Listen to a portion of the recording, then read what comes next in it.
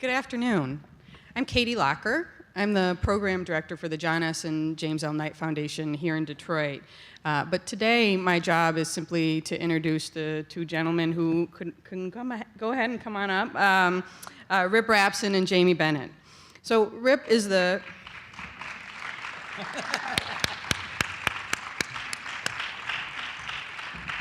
Rip is the president and CEO of the Kresge Foundation, located here in Southeast Michigan, a $3.5 billion private national foundation dedicated to expanding opportunities for vulnerable people in America's cities.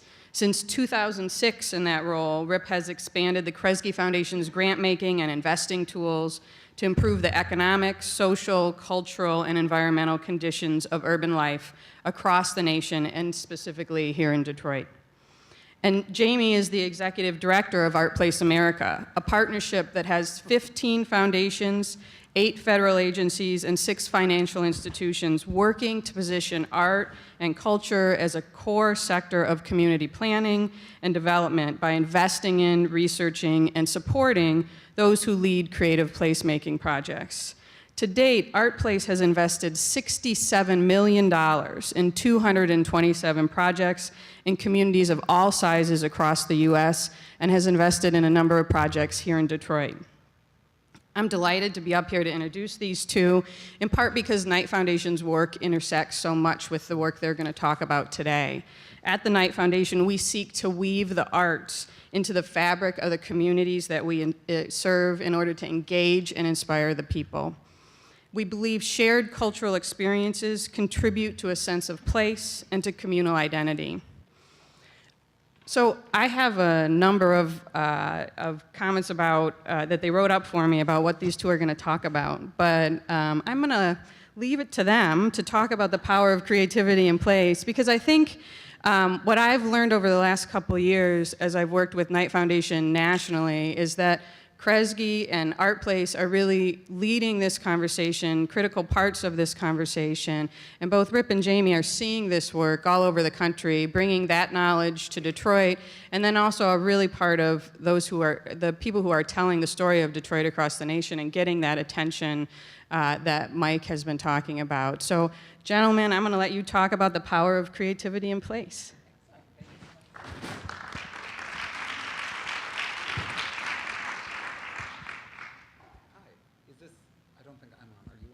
I think I'm on. You're on. So you talk first? No. Well, Jamie is getting technologically wired. Let me just thank Jennifer and her whole staff for pulling this together. I've heard that the morning was just a really interesting launch of what I think promises to be an important and enduring conversation. I also want to thank Katie. You know, one of the things that is a little bit difficult sometimes about being sort of the largest local foundation at Kresge is I think we tend to sometimes lose sight of how extraordinarily important other folks in this community are playing, how important those roles are that other folks in the community are playing. And Alberto Ibargüen, the president of the Knight Foundation, came to me a couple of years ago saying we were looking for a new program officer, and we really want to have someone who is sort of both of this community, but who has enough sort of chutzpah to sort of really stretch us beyond where we would otherwise be willing to go. And so that was easy. I mean, Katie, for those of you who have watched her career, you know, worked at the Hudson Weber Foundation for many years. And if there was any sort of trademark of her work, it was the sort of ability to be deeply grounded in place and yet sort of try to push the community into a different zone, and their work trying to establish a goal of 15,000 creatives by the year 2015 is really in many ways why we're sitting here today. So people like Katie and Matt Clayson and other folks who have sort of been in the vineyards for a long time just really, I think, are underappreciated by our community, and I just want to do a shout out for Katie.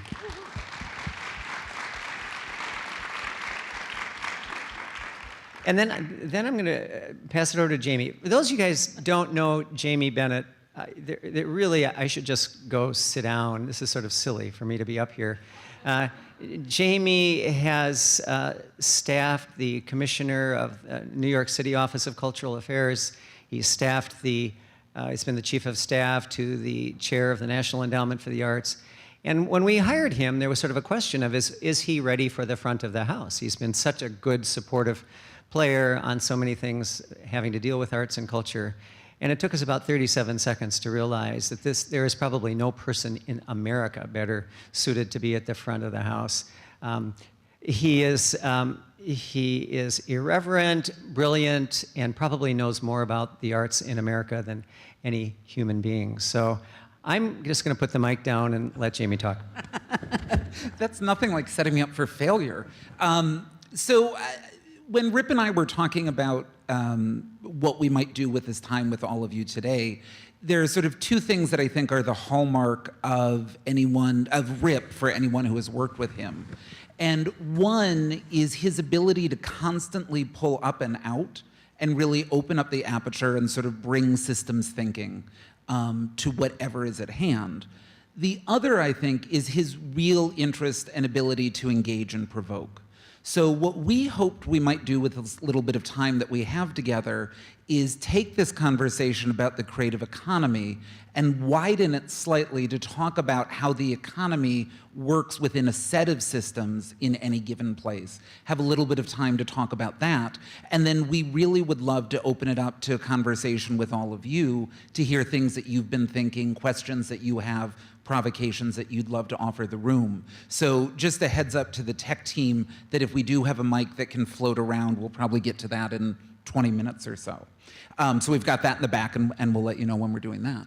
So Rip, in the time you've been at Kresge, I think you've increasingly brought a place-based approach to the work. I mean, you certainly have columns, you have verticals within which you fund. But increasingly, you look at Detroit, at a place like Detroit, since that's where we are, and look at how all of those things intersect. And I've talked with probably members of all 6 of your program areas as we're investigating a place. Why can't we any longer understand housing in a vacuum? Why can't we understand workforce development? Why do we have to look at it all together? I suspect that this is a question that is sort of self-evident to folks in the room, but you know, what's interesting is Kresge moved away from its traditional focus on capital challenge grants, buildings, which were very discrete, siloed interventions, capital interventions. We thought, well, better to sort of spread that out across these 6 systems: health systems, environmental systems, human service systems, community development systems. And for the first 4 or 5 years, we're pretty convinced that what we just needed to do was develop deep substantive expertise that helped us understand capital flows in those systems, helped us understand the key players. But at the same time, we were sort of rebooting our work in Detroit. And all of a sudden, it became clear to us that you can't do, well, let me back up. You can't do one kind of system intervention without fully sort of taking into account the other. The thing that really drove this home is, I don't know if any of you in the room remember our first emergency manager for the public school system. And he came to us with a suite of ideas about where to locate schools. And it was based on fairly old data of where kids were. And it was stunning that there was no connection to residential movement, there was no connection to transit systems, there was no connection to feeder pre-K systems. It was just sort of this notion that if we build a school, somehow it will work. And I don't mean to be critical of his thought process, but I need to be critical of his thought process because it ended up being sort of this sort of exercise in sort of artificial planning. And I think when you look at Detroit over the last 6 or 7 years, it is really clear that these systems just interweave constantly. I'll never forget a conversation I had with Dan Gilbert. And Gilbert had, you know, as you all know, has brought, what, 8,000, 9,000 folks downtown. And I said, well, Dan, what were sort of the determinants? Why would you make that move? Thinking, well, it made business success to sort of concentrate the supplier chain, whatever. And he said, no. He said, our young people need 3 things. 1, they need a culture of tolerance, and we think increasingly large cities, you get more of that. 2, they need a bar and entertainment scene. And he said, 3, they need a transit system. He said, I simply would not have moved my company into downtown Detroit if you had not been on the front end of building out the light rail system. So transit relates to business development, relates to educational opportunity, relates to everything. And I think that one of the hard lessons we've had to sort of go to school on in arts and cultural work is it is absolutely no different. Is that you can sort of set arts and culture policy and practice to the side, but you'll stay at the margins. And my sense is that a creative economy is an economy that sort of pulls all of these strands together, begins to really understand how the arts can play a significant role in civic decisions around transit, around land use reclamation, around housing, around educational reform. It's not intuitive to policymakers, I gotta tell you, they struggle with this.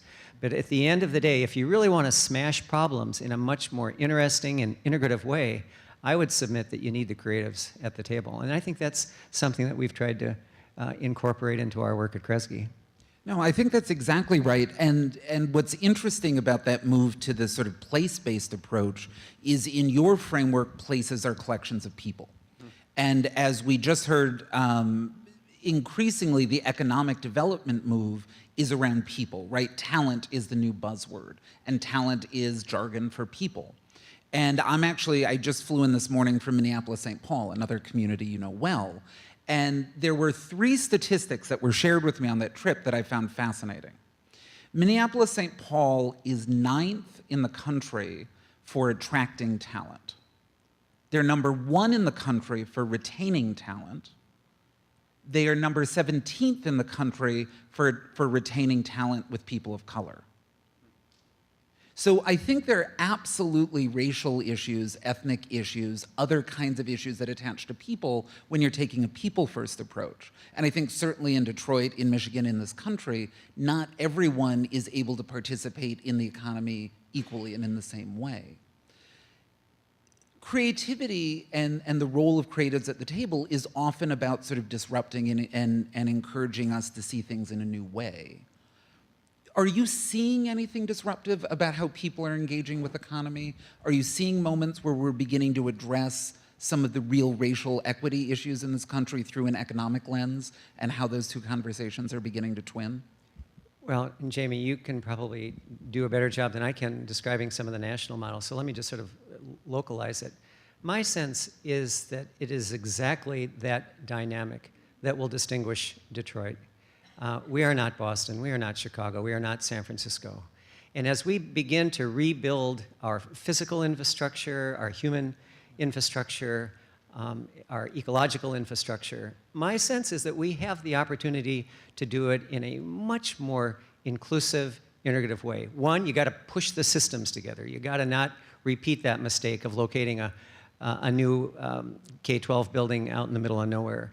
But much more importantly, you have to make sure that the community is engaged in these activities in a way that develops a sense of ownership and real participation in the economy. I was delighted to hear Mike talk about the Illich project because I leaned over to Jamie and I said, you know, did the Staples Center in LA have a residential component? No. Did the Minneapolis-St. Paul new Twin Stadium or Viking Stadium have a residential or a commercial component? No. I think what we are getting in Detroit is the sense that when you pull these systems together, you can actually push them into the community much more effectively.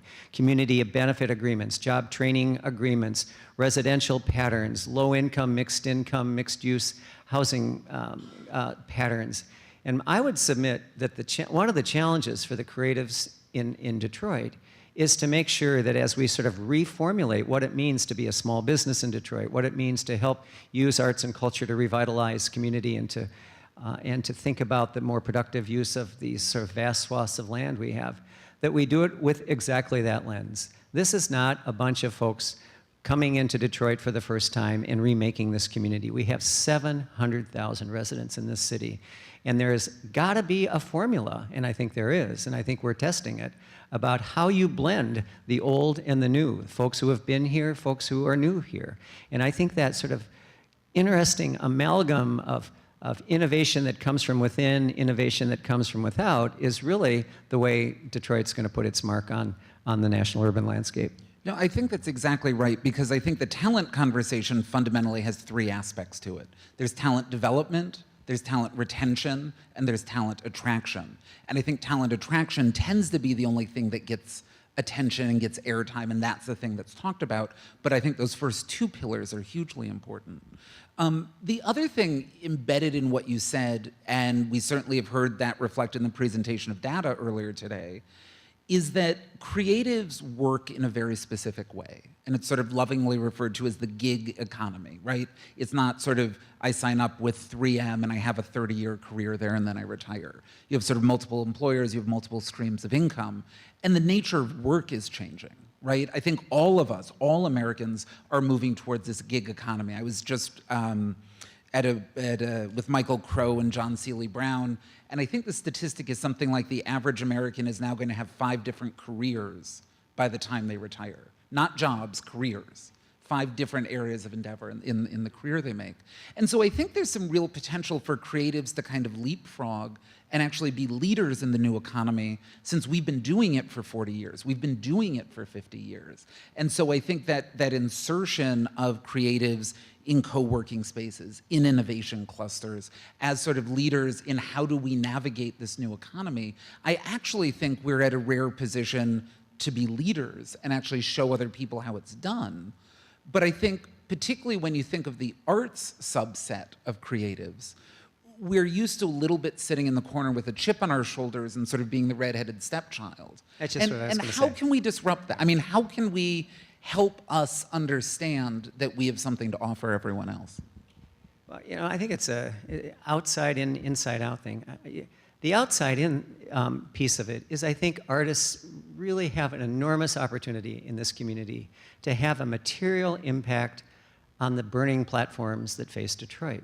Whether it's, again, reclamation of land, whether it's education reform, whether it is housing stabilization, there is no reason in the world the arts and cultural community can't get into the mix and help reshape that trajectory. And in fact, in many cases are. I think there's some just spectacular examples of very granular interventions, but that fundamentally change the way people think about repurposing a boarded up building, or reclaiming a vacant lot, or doing some sort of innovative stormwater management that has a really interesting historical, cultural, ethnic, artistic twist. But the other piece is, every time I talk to Mayor Duggan's administration, and I think that in many ways, just a huge good news story on all fronts.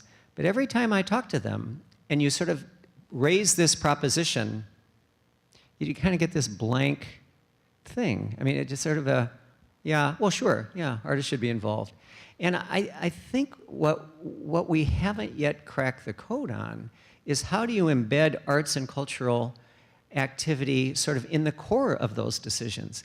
I mean, we should take some blame for this. I hope my Detroit team isn't in the room. Oh, George, you are. Sorry. We're building a light rail system as a community, right?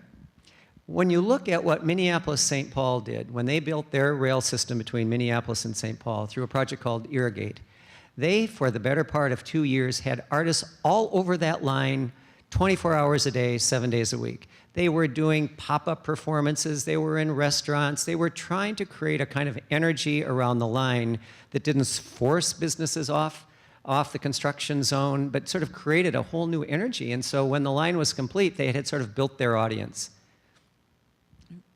We haven't done that here, and I don't know why. I mean, it's on us. I mean, in some ways, Kresge is the major funder of the line, and we need to take some responsibility for that. But I keep wondering, why is it that there is such a resistance in our community to sort of pushing the artists right into the middle? I mean, I would love to have this conversation with the Illiches.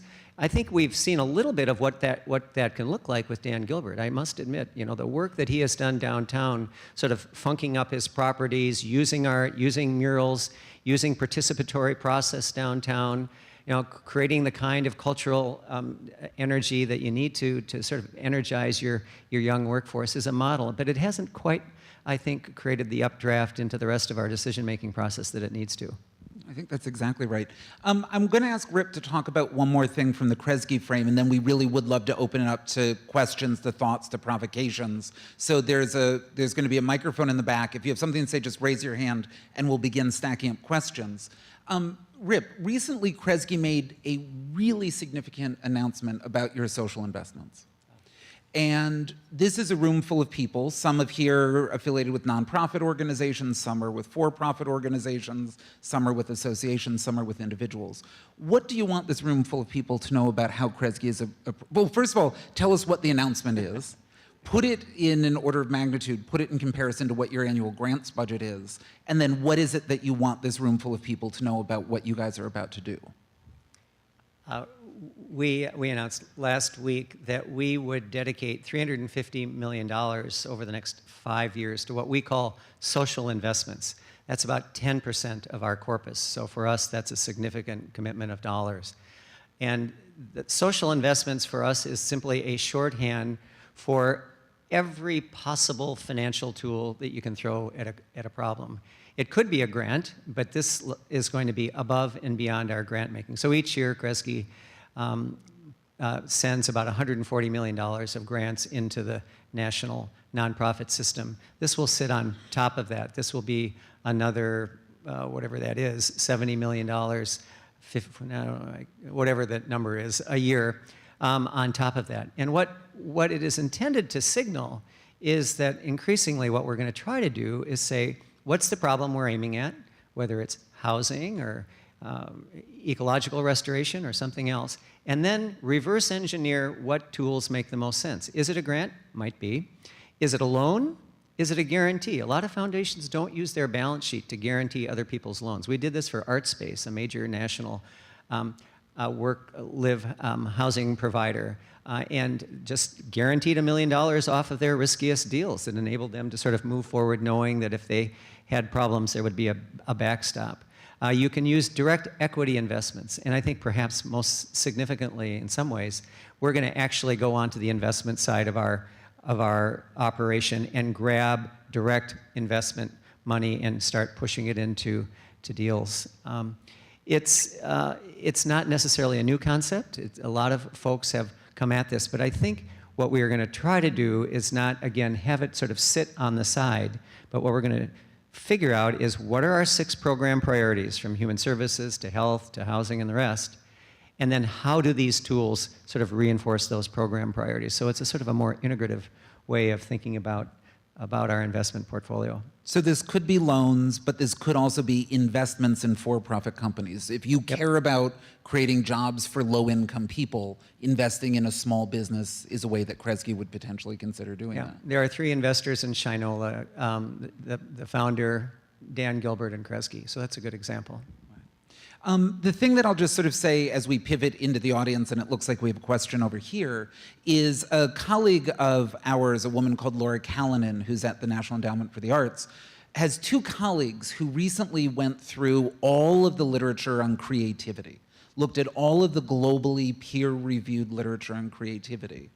And they ended up looking at the 3,500 most frequently cited articles. So the sort of 3,500 globally peer-reviewed articles that form the core of our collective understanding of creativity. 8 of them reference the arts. 5 of them reference music, 3 of them reference theater, out of 3,500. So it was really interesting when Cezanne was up here and said that many artists see themselves as creative, and hence the rebranding of Creative Many Michigan. But there is a narrative, there is a discourse about creativity that's being formed and it's happening that the arts is being left out of. So, you know, many people in this room are familiar with STEM, and many people are familiar with the move to make it STEAM. And I would encourage us as a room to think about getting in on the ground floor. If we're going to take the creativity thing seriously, I think we need to get in the ground floor and shape the narrative. So we have one question there, and after I said what I said, 2 other hands went up, so we'll get to them right after. And just say a word about who you are.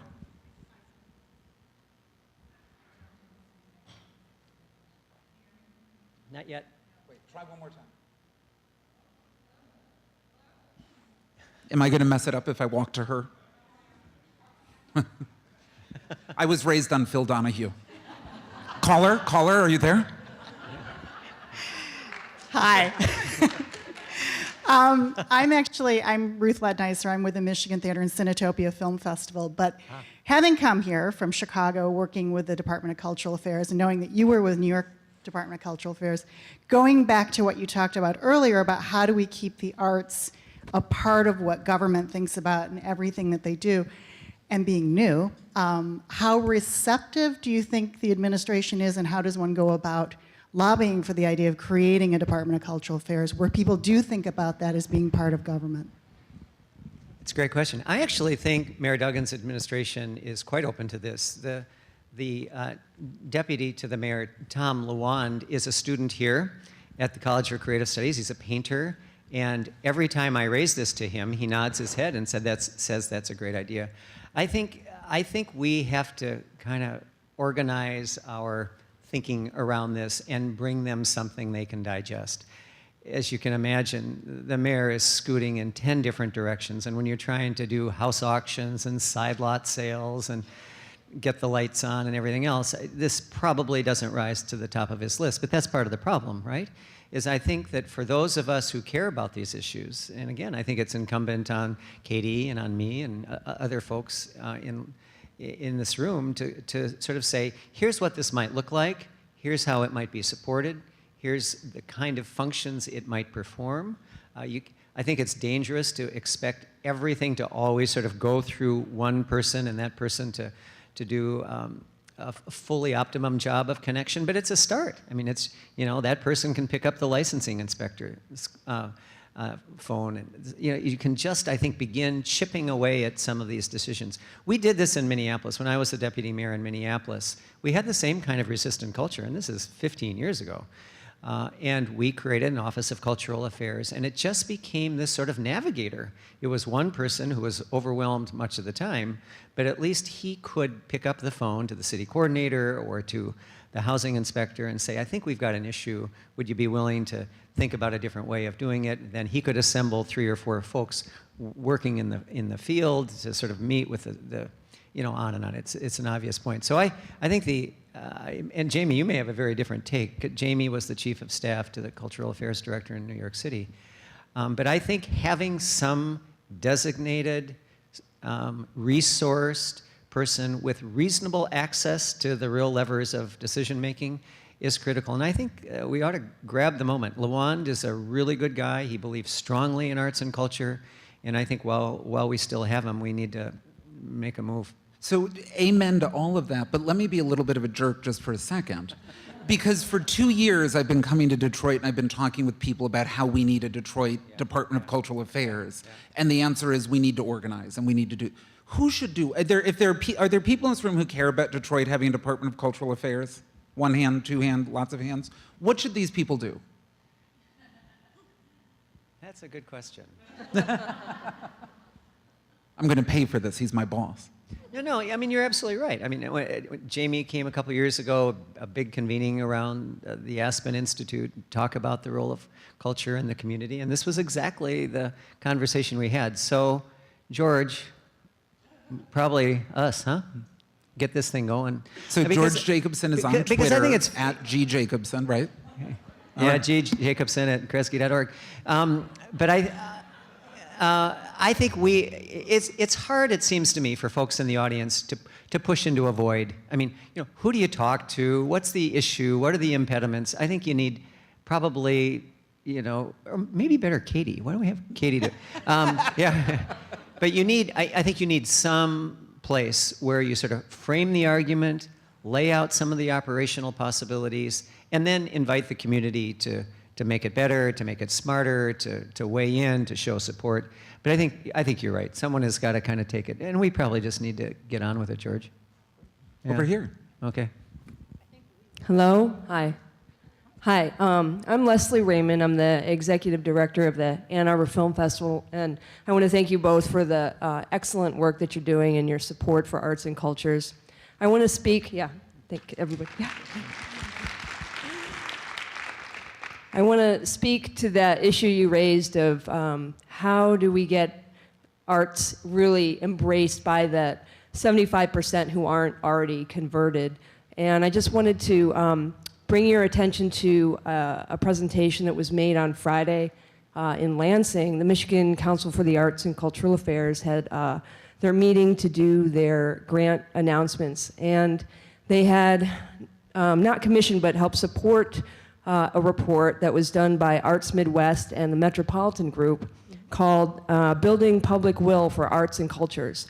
And the outcome of this, and it was a study of Michigan, Minnesota, Oregon, and California, and the outcome was really that we need to sort of, from a marketing standpoint and from a grassroots standpoint, change the terminology, that term arts and cultures is the thing that is a door that keeps so many people out. And so to your point also of just that creative activity, everybody can relate to that. You know, somebody who plays their guitar on the porch or whatever it is, that's the place where we can help open that door and create that channel. And not to say that all of the great things that we have in the arts and culture that take a lot of training and investment and time, that those aren't important, but how do we get people there? So number one is change the terminology, and then number two is maybe consider what some of the programming is that we're all doing and see if there's a way we can create more of the participatory piece of it. And I think a lot of museums and cultural institutions have been doing that this last decade, so thank you. I think that's exactly right. I know there's something back there, Rip. And Jamie, I want to get, if you don't mind, get Jamie to riff off of this just a little bit, because I was just at a big meeting of a lot of the major national arts organizations. And we spent a couple days, and this is exactly one of the conclusions they came to.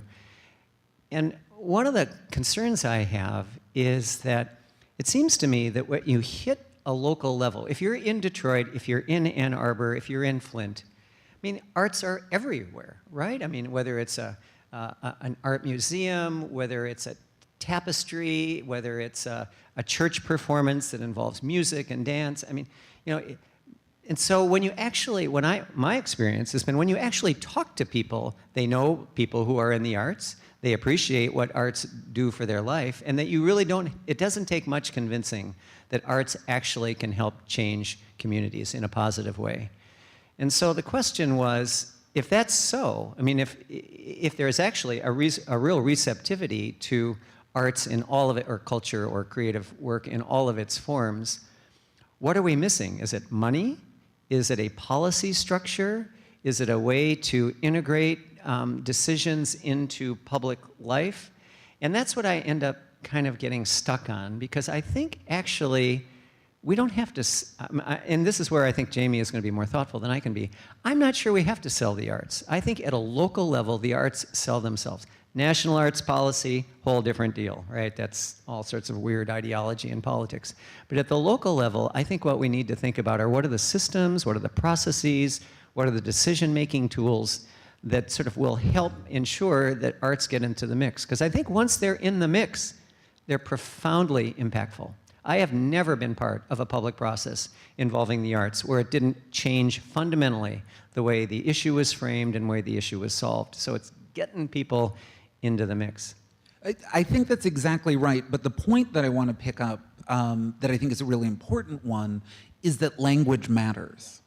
And those of us who are in the nonprofit arts and culture sector use arts and culture, and that's a frame that means a lot to us. But the minute I leave my day job and I go home and I turn to the person I'm going to spend Friday night with, I don't say like, hey honey, are you in the mood to do a little arts and culture tonight? Right? It's not a frame that other people use. And what was interesting to me, I was just, as I mentioned, in Minnesota, and I was with Sheila Smith, who runs Minnesota Citizens on the Arts, who's a force, and she's the one who got a 50-year tax passed to double or triple Minnesota's state arts budget. But they had to test the language, right? And if you don't know the strategy, it's a fabulous case study. They actually got together with the environmentalists and the hunters and the fishers, and they jointly proposed a tax for the arts, for hunting, for fishing, and for environmentalism, because they essentially were putting fun on the ballot. Right? They essentially said, do you like to have fun? Do you like to do things on the weekend? Great, add a penny to your sales tax and you can support that. So an unexpected alliance. But they had to test the language, because originally it was going to be framed around Minnesota's heritage. And when they tested the word heritage, they discovered some really interesting things happened with some fracturing along racial lines. That many Americans heard that word heritage racially and brought certain things to it. So they ended up using the word legacy, which brought people together. And so what's interesting to me about the Metropolitan Group work, which I know a little bit about, is they fundamentally believe, their take is that there's a difference between what you believe in your gut and what you know and what you can change people's minds in. And so their analogy that they always use is what happened with the anti-smoking work in this country, right? So for many years, you were allowed to smoke anywhere you want because Americans believe in their gut that I have a right to do whatever I want. No one has a right to tell me about that. So for years, you could smoke in any public space. The change came when the research around secondhand smoke came up. We didn't change what people believed, we changed the argument, which was, I'm an American, I have a right to do whatever I want. How dare you make me smoke when I don't want to smoke? Right? And all of a sudden, Mayor Bloomberg outlawed smoking in bars and every other city followed. So I think language and beliefs are really important. So I think substantively, 100% right, but only the nonprofit arts and culture sector uses arts and culture to summon folks to the party. Other people say, do you want to go dancing? Do you want to listen to some music? Do you want to go see something cool? But I mean, so anyway, I think that's exactly right. Hello, my name is Paulina Petkoski. I'm the founder of an organization called Playground Detroit. This is my co-founder, Samantha Sheffman, who's a graduate of CCS. We've both relocated back to Detroit after living in New York for several years, and we founded this organization in 2011 to bring synergy and connectivity to emerging talent, artists, and musicians that are in Detroit to our collective network in New York. We were both working in the fashion industry there. And we have often, actually in the past few weeks, people have said that we referred to us as a creative concierge. It's kind of hard to put everything that we do with our work under one umbrella, and I think everything that's been spoken about today has been really of relevance to us. We are often the connector between these artists on the ground who are having these multiple jobs, us included. We are an unfunded organization, and we have applied for Kresge and Art Place, and we come to all of these cultural events in Detroit to promote this exposure and a platform digitally, speaking in social media, on our website. We've launched an e-commerce platform to sell artwork directly to what we see as a lacking patron base in the city. We have a lot of arts and a lot of artists who are moving to the city, but then there's this question of how do we support ourselves as this community that's actually giving so much value to what this conversation is based on. And I'd like to ask how you will integrate the people that are in economic development and these money people who are looking to communicate with these people, but as us, we sit on the other side of the fence, and so it's very hard for people like us and the people that we work with very closely to meet in this room and get with the people that are on your guys' side saying, we want to help, how do we do this? So I think that as this conversation evolves and what the economy can do and this creative economy is that a lot of artists are fearful that the entertainment district and all of these big developments that are coming to the city are actually, as incredibly exciting as they are, also starting to push them aside in terms of luxury development. And I know that there's a development in Dearborn for live work spaces from Art Space, but what are more developments like that to keep this talent retention and also attraction that we often use our work to catalyze? How can, what are the physical, what does that look like? More live work spaces, big developments that we know that, as you said, it's not necessarily important for us to be in an office in a 9-to-5 position. I mean, we're right now covering we're media. We're doing all social media, tweeting, live tweeting right now for the conference. So we can work in a variety of places, and I think that having more support for these kinds of co-working spaces, live, make, should be at the top of this commitment, because inadvertently, this talent that is at the base of this community is what they see might be marginalized to bigger economic interests. So I'll say two things about it.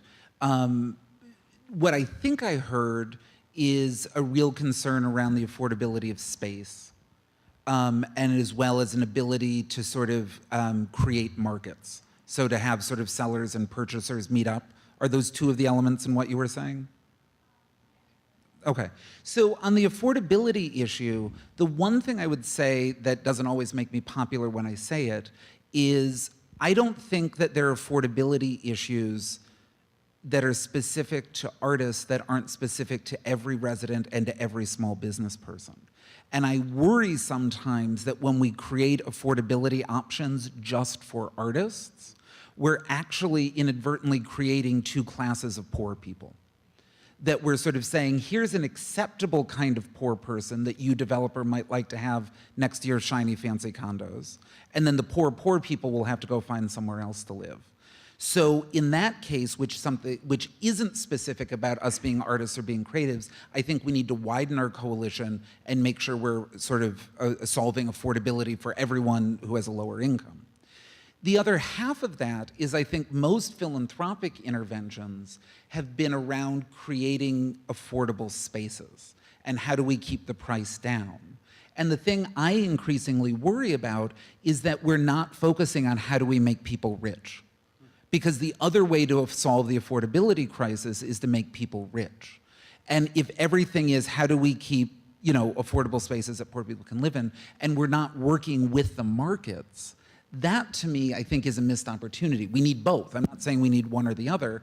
And I think this is what's exciting about something like the Kresge Social Investment Program is, say you've owned a business in a community that's about to experience a huge change. You've been there for 30 years, you've had a barber shop, something like that. You know the neighborhood is about to change.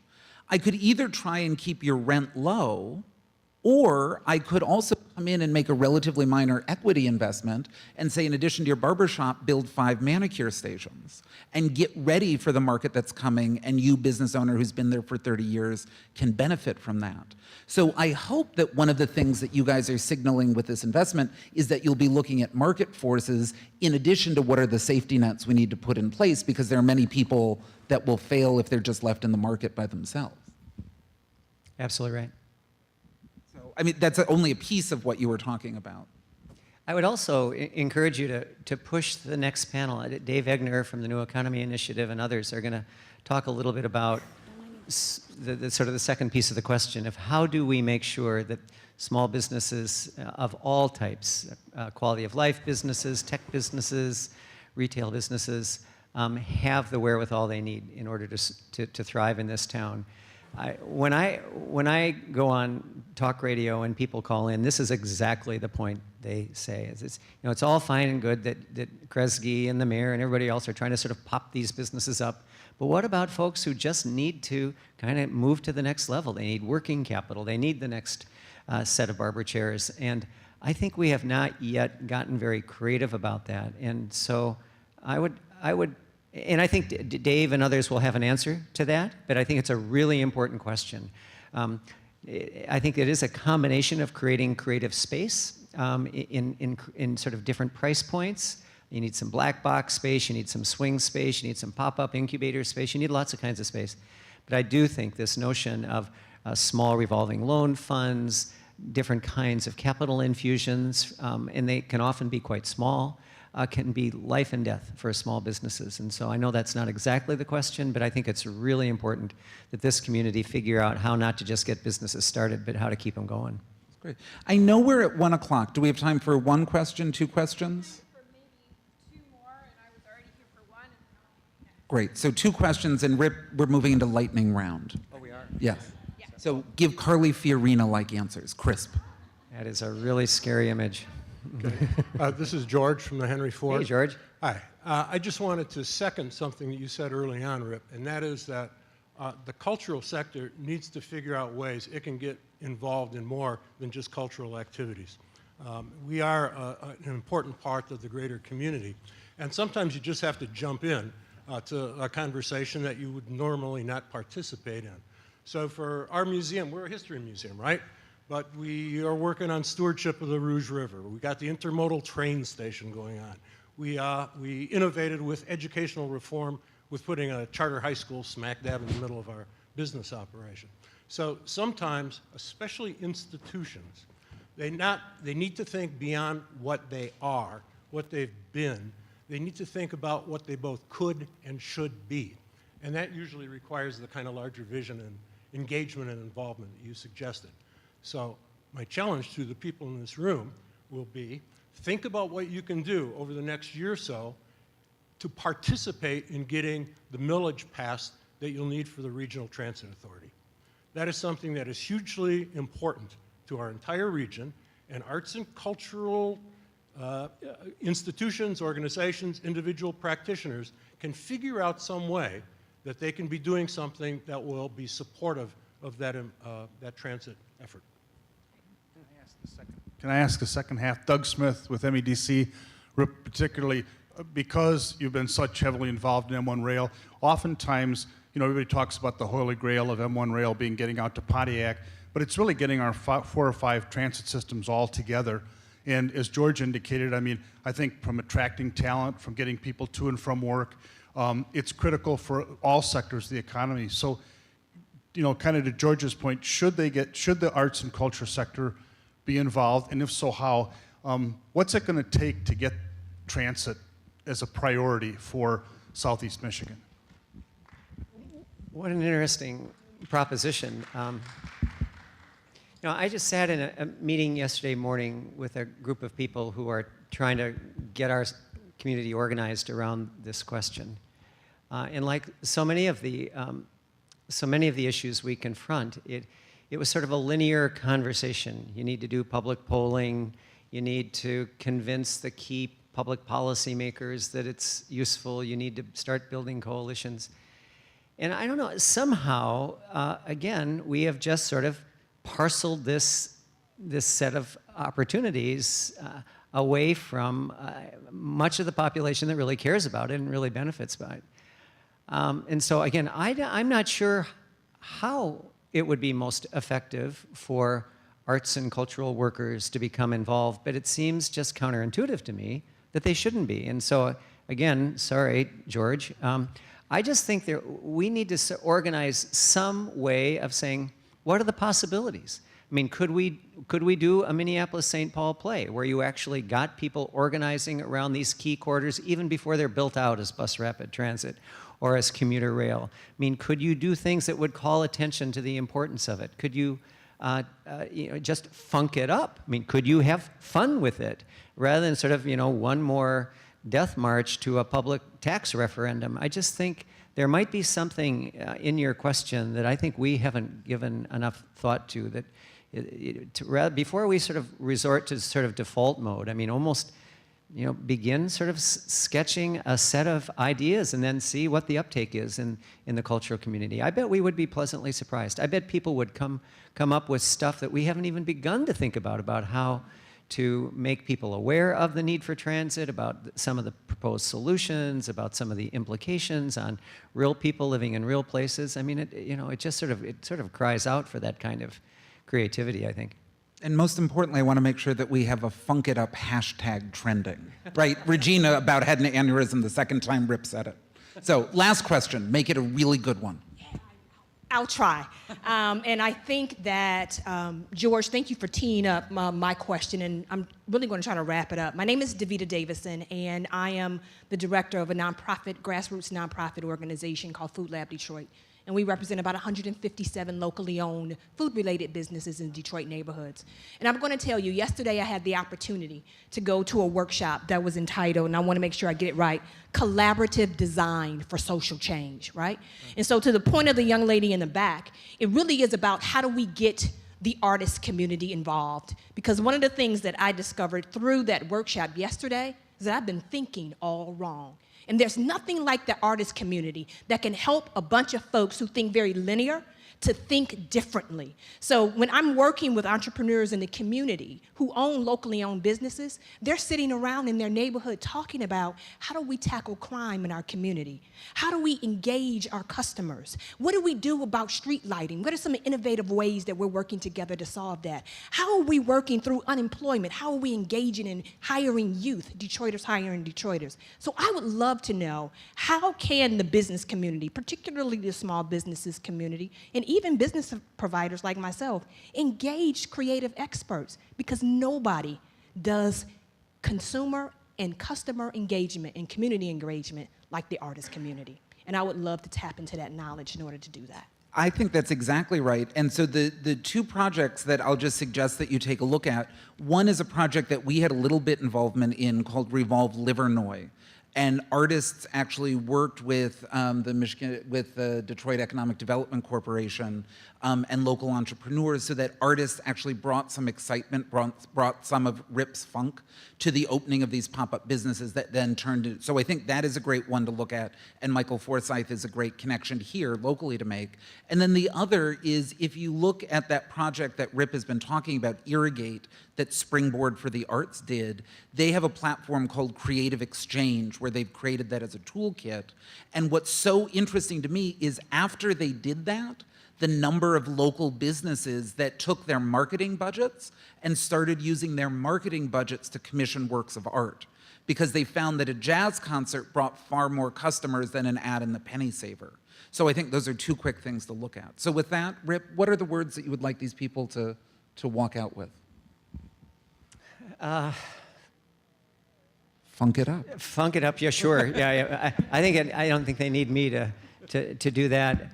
I am hoping that we could figure out a way to do this kind of conversation on a more regular basis. I think it is terrific that we've been collected today to look at the data and to look at the research, but I think maybe part of what I'm hearing out here is that the connections are made too infrequently and too often among all of the usual suspects. I could imagine structuring a whole suite of culture talks around the city in which we began to sort of connect people one to another, even if it's in small groups.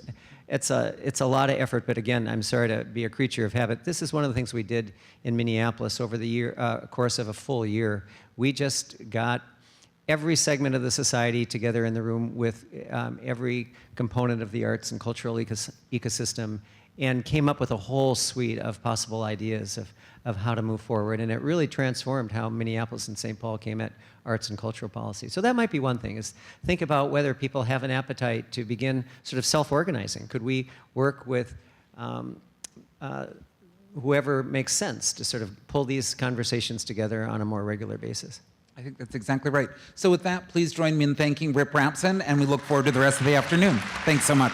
And let's thank Jamie as well. Thank you for all of that, both of you. And as we